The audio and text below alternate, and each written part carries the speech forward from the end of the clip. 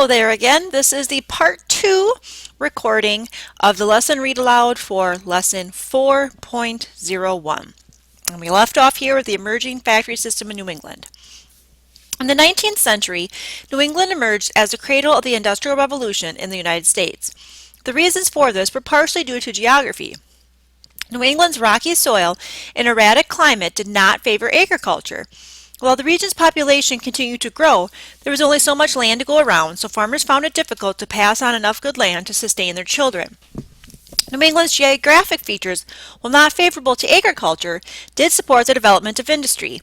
Situated on the Atlantic Ocean with numerous coastal trading ports, the region had access to many of the world's shipping centers. This advantage provided New Englanders with many possible places to sell their goods.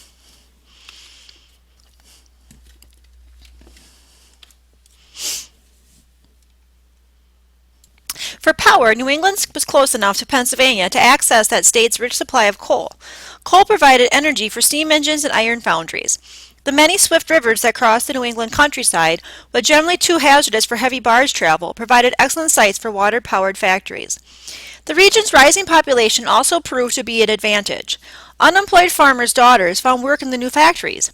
An educated, expanding middle class provided the brainpower required to develop many of the components necessary for industrial growth.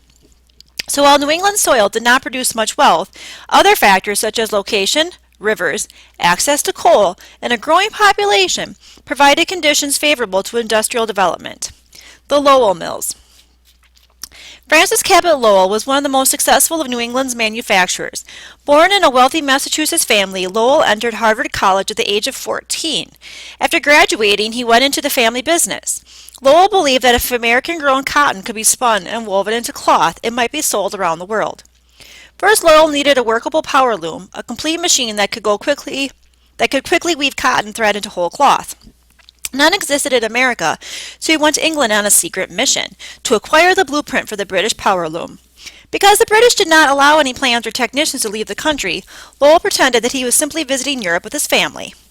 Traveling across the English countryside, Lowell saw sights that shocked him. Enormous soot-blackened factories, filthy streets crowded with beggars, and a wide gap between rich and poor revealed the cost of unmanaged industrialization. He resolved to build safer, cleaner factories and treat workers more humanely.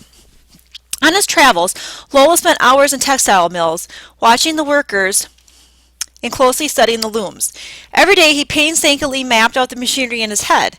As Lowell departed England, a suspicious British customs officer searched his luggage twice, checking for any stolen plans. The agent did not discover any because Lowell had committed them to memory. Returning to America in 1813, Lowell set to work creating an improved textile enterprise. His main concern was to avoid the corrupt, crowded, dirty conditions that plagued England's factory towns. He wanted his enterprise to be clean, safe, and not oppressive to its workers. He planned to pay his skilled male employees well and provide unskilled local women with low-wage positions to fill out the workforce. To this end, Lowell formed the Boston Manufacturing Company, and with the help of Paul Moody, a mechanic, developed a workable power loom. Next, he and his business partners found a location for a factory in an old paper mill along the Charles River, situated in Waltham, Massachusetts, a town several miles outside Boston. Lowell's power loom used water wheels and pulleys to draw energy from the river. The factory succeeded, and Lowell soon opened 2 more mills in Waltham. Although Francis Cabot Lowell died in 1817, his business partners continued the company's mission, beginning construction of a much larger enterprise in 1821 along the Merrimack River. Renting out mill sites and using water-generated power along a stretch of man-made canal, Lowell's partners transformed the quiet hamlet of East Chelmsford into a bustling mill town. By the 1830s, 6,000 workers toiled in its 20 mills. The company renamed the town Lowell in honor of its founder. But the company did more than blanket the country with rough, inexpensive cotton cloth. It helped create a new industrial system. Lowell's factory system integrated all the steps of textile manufacturing, centrally locating the entire production process under one roof. Bales of raw cotton entered and whole cloth exited. Under the watchful eyes of supervisors who controlled every aspect of production, mill hands operated the looms and obeyed the clock. The Mill Girls. In a country of farmers, finding workers to handle power looms was no easy task. Lowell's company found its answer in the rising number of young, unmarried women in the region. A growing population meant less land for each person in New England. Men tended not to marry until they inherited farmland and could provide for their families. Since men were waiting longer for farmland, more young women were without husbands. These women provided a steady source of labor for the company's mills and factories. Generally, unmarried farm girls relocated to Lowell, worked for a few years, and sent their wages home. At an appropriate age they married, leaving the mills to become housewives. To convince the girls' fathers that mill life was moral and proper, the Boston Manufacturing Company created a clean, tightly regulated workplace that avoided all associations with the grim factories of New England, famously described by the poet William Blake as dark satanic mills. Advertised as a Garden of Eden, the Lowell Mills provided the mill girls, as they were known, with supervised dormitories and kept them to a strict schedule of work, bedtime curfews, and church attendance. Earning only $12 to $14 a month, mill girls toiled 12 hours or more a day, at least 6 days a week. The company gave them only $3, the 4th of July, only 3 holidays, the 4th of July, Thanksgiving, and the first day of spring. One visitor to New England cotton mill in 1827 noted, "How was I filled with surprise at the sight presented to my view.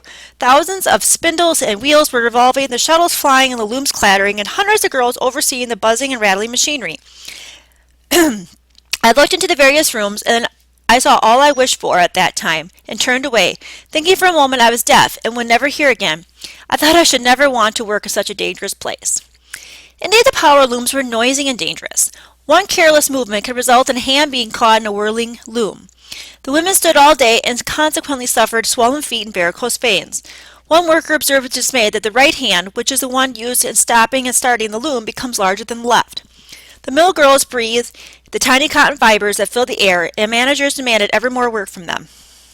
Despite the danger, low wages, and strict control, many mill girls found a new sense of freedom at the mills. One loyal employee remembered of her co-workers.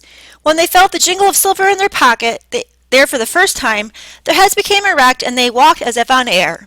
Another wrote, "Others may find fault with me and call me selfish, but I think I should spend my earnings as I please." Independent of controlling fathers, the mill girls found comfort and sisterhood in their new workplace. Their solidarity is revealed by their willingness to meet management's increasing pressures, by a willingness to strike, to stop work until their demands were met.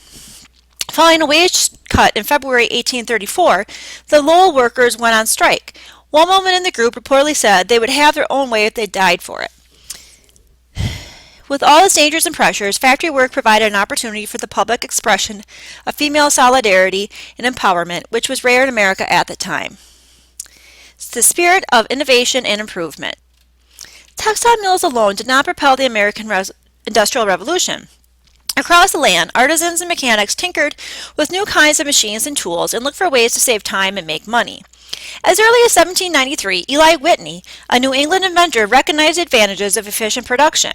Whitney came up with a machine that could rapidly remove the seeds from raw cotton, a process previously done by hand.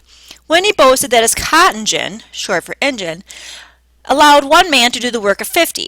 Cotton farmers can make far more profit than ever before, so they vastly expanded production of their crop. In the South, where cotton was grown, Whitney's invention had the dismal consequence of expanding slavery, since slave labor was used to pick the crops. But in New England, where factories turned cotton into cloth, the cotton gin increased general prosperity by fostering the growing textile industry. Unfortunately for Whitney, other manufacturers illegally copied his design, preventing him from making a fortune from it. As he wrote to his father, "Some inventions are so invaluable as to be worthless to its inventor." Efficiency through interchangeable parts. Opportunity knocked again for Whitney when a friend in the government asked him to produce 10,000 muskets for the U.S. Army. Whitney noticed that under the current system, individual artisans made muskets slowly, one at a time. Whitney was determined to make muskets more efficiently. He studied an idea first proposed by a French general, who thought that mass-produced, interchangeable parts might be assembled into muskets. Interchangeable parts allow for more efficient production. If every component of an object is made identically, then an object does not have to be made in its entirety by one person. Using uniform, interchangeable parts, low-wage, unskilled workers can toil away at specialized machines, each making a single piece of the whole. Following this principle, Whitney developed a system to produce muskets cheaply and efficiently. He then brought 10 gun locks and one musket to President Jefferson in 1801. To the president's delight, Whitney proceeded to randomly distribute the different gun locks one at a time into the same gun. Okay, Simeon North, a pistol and rifle maker from Connecticut, also understood the principle of interchangeable parts. He started by inventing a machine that allowed him to turn out precisely measured gun components, and then paid workers to construct a separate part over and over again all day long. North figured that if each workman focused solely on making a single part, a group of individuals could quickly produce all the components necessary to make a great many guns. The guns could then be quickly assembled from these parts. Although the work was tedious, low-paying, and simple, interchangeable parts made the production of thousands of pistols in a short period of time possible. In 1813, the War Department engaged Simeon North to make 20,000 pistols, asking only that each one be able to correspond so exactly that any limb or part of one pistol may be fitted to the other. After the War of 1812, Americans eagerly applied Whitney's innovation to numerous areas. A New Englander named Eli Terry used standardized wooden parts to assemble inexpensive clocks. Soon Terry's wooden clocks chimed away from Massachusetts to South Carolina. In 1831, Cyrus McCormick, an inventor from Virginia, developed a mechanical reaper. This device, with its broad spinning blades towed along by a horse, replaced the ancient practice in which individuals harvested grain using handheld scythes. By 1855, McCormick reapers could cut an acre of oats in a third of the time it took European models. In Illinois, a blacksmith named John Deere noticed that the hard western prairie land created problems for the wooden plows currently in use. Starting in the late 1830s, he began mass manufacturing sturdy steel plows that could break the soil of the Midwest. Now a lone farmer and horse could do the work of 10 men. In a country with abundant land but too little labor, Deere's invention helped farmers cultivate vast new expanses of land. American inventors like McCormick and Deere opened the door to profitable agriculture on an enormous scale. As farmers pushed westward, other innovations made a housing boom possible. Around 1790, Jacob Perkins, a Massachusetts metalsmith, had invented a machine that produced 200,000 nails per day. By the 1830s, Americans found good use for these nails. Combined with regularly shaped 2-by-4-inch wooden planks, farmers without any architectural experience could quickly assemble simple frame houses on the frontier. By 1829, Americans consumed wood at a rate of 3.5 times as fast as the English. Inventive New Englanders. In the early 19th century, all across the country, Americans were filled with the spirit of invention. But in southern New England, the rate at which people took out patents was more than double the national average. Why were the people of this region such prolific inventors? The answer has to do with education and circumstance. New Englanders who had schools up and running by the 1630s pioneered universal public education. According to a congressman from Massachusetts, the children of the rich and the poor should be brought equally in together up to the starting point at the public expense.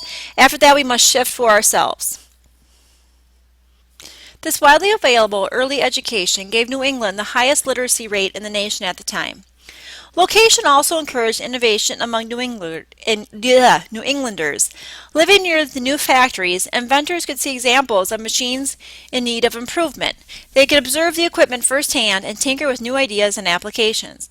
And nearby commercial centers like New York City provided New England's inventors with access to potential buyers of their devices. Like two arms holding up a book, education and location together nurtured brain power in southern New England. Okay, let's go back to our lesson here. Go to the next page.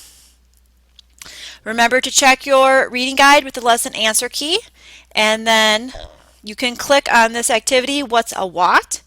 And it just goes through some definitions there with you and a little bit of information. Continuing on, who, what, and where. Okay, according to Plato, necessity is the mother of invention. But what does that mean? Simply that when a thing must be done, people figure out how to do it. That is what happened in the United States during and after the War of 1812. James Watt gave the English Industrial Revolution a full head of steam, but the United States soon followed suit, thanks to some key inventors and innovators such as Samuel Slater and Francis Cabot Lowell. To complete this activity, you will need the Geography of Industry sheet and the following website, here, American Industry in the early 1800s. First, click the cotton gin, and you'll need this web page, Eli Whitney, the cotton gin. So make sure you go through that and complete the Geography of Industry sheet. Go through all that information, and then at the end of the lesson, don't forget to do your